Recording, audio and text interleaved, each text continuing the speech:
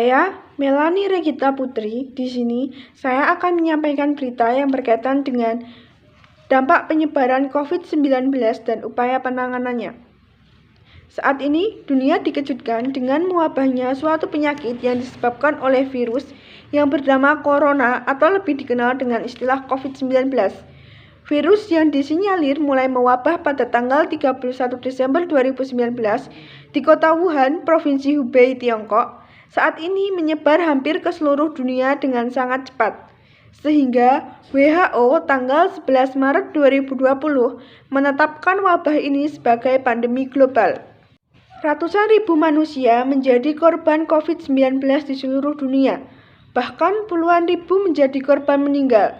Pandemi COVID-19 yang terjadi sejak Maret 2020 mempengaruhi segala aspek kehidupan. Pandemi COVID-19 tidak hanya berdampak pada bidang kesehatan masyarakat, tetapi juga mempengaruhi kondisi perekonomian, pendidikan, dan kehidupan masyarakat Indonesia. COVID-19 memberikan dampak yang besar bagi kehidupan masyarakat di berbagai bidang. Salah satu contohnya dalam bidang kesehatan. Pengaruh pandemi COVID-19 dalam bidang kesehatan yaitu tingkat kesehatan menurun karena banyak yang terpapar COVID-19. Dan banyak masyarakat yang stres karena khawatir akan tertular COVID-19 sehingga membuat sistem imun semakin menurun.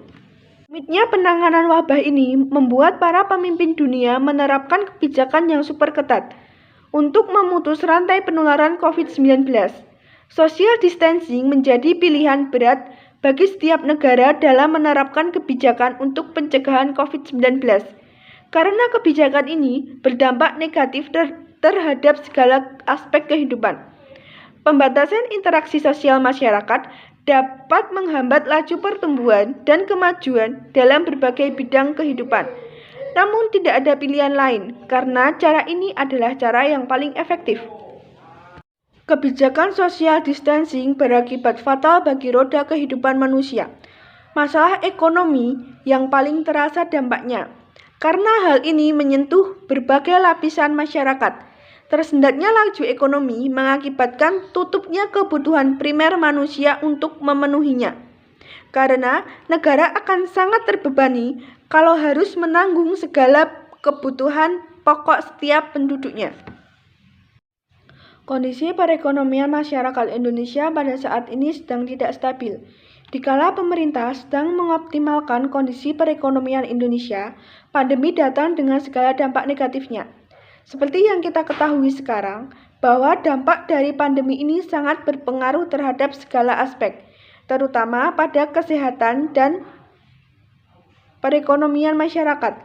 Dengan adanya pandemi COVID-19, tidak dapat dipungkiri bahwa perekonomian masyarakat Indonesia saat ini sedang dalam kondisi yang bisa dibilang tidak stabil. Tak terkecuali bidang pendidikan juga ikut terdampak. Keputusan pemerintah yang mendadak dan meliburkan proses pembelajaran di sekolah menjadi di rumah, membuat kelimpungan banyak pihak. Ketidaksiapan sekolah melaksanakan pembelajaran daring menjadi faktor utama kekacauan ini. Walaupun sebenarnya pemerintah memberikan alternatif solusi dalam memberikan penilaian terhadap siswa sebagai syarat kenaikan atau kelulusan dari lembaga pendidikan di situasi darurat seperti saat ini. Upaya pencegahan COVID-19 dapat dilakukan dengan 5M. 1. Mencuci tangan.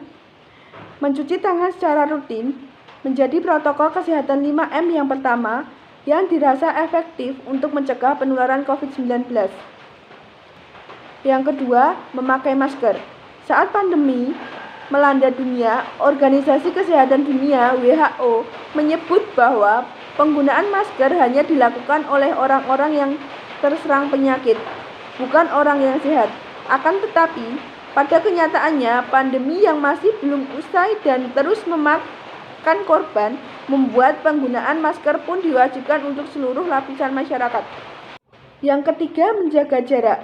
Protokol kesehatan 5M yang selanjutnya adalah menjaga jarak saat sedang beraktivitas di luar ruangan.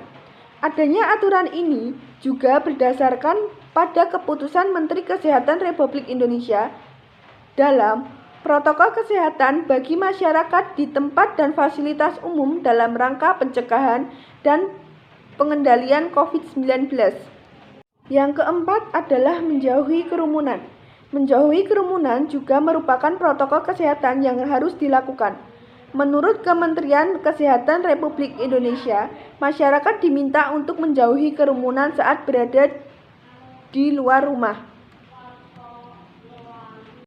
Yang kelima adalah mengurangi mobilitas. Virus penyebar corona bisa berada di mana saja. Jadi semakin banyak waktu yang kamu lakukan di luar rumah, maka semakin tinggi juga resiko terpapar COVID-19. Oleh karena itu, bila tidak ada kepentingan yang mendesak, tetaplah ada di dalam rumah. Cukup sekian penyampaian berita dari saya. Apabila ada salah kata, saya mohon maaf. Sekian dan terima kasih.